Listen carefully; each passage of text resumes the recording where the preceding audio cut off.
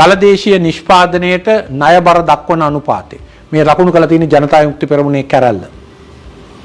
මේ කැරැල්ල කාලේ තමයි ප්‍රථම වතාවට 100% පන්නලා ගියේ.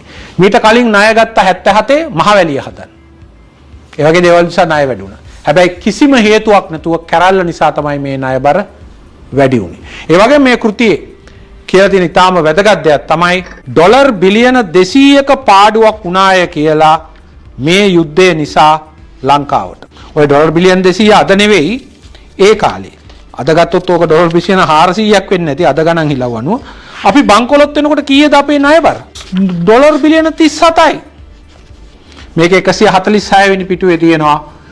The best estimates for the economic cost to Sri Lanka of the war around $200 billion in direct cost.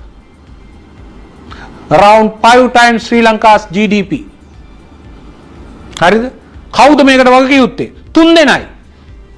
එකක් RAW ඔත්තු සේවය, දෙක LTT, තුන ජයිපේ. දැන් මේක මේ 76 අවුරුද්දේ කතාව ගියේ අපි රැවටුණාට මේක තමයි ඉතිහාසයේ කතාව.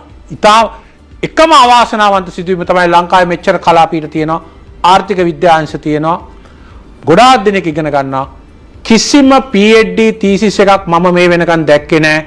යුද්ධයේ ආර්ථික ප්‍රතිලාභය මේ ශිවශංක මෙනන් කියනකම්. කිසිම කෙනෙක් මේක රිසර්ච් එකක් කළා නැහැ. ඒක හරි ලොකු ප්‍රශ්නයක්.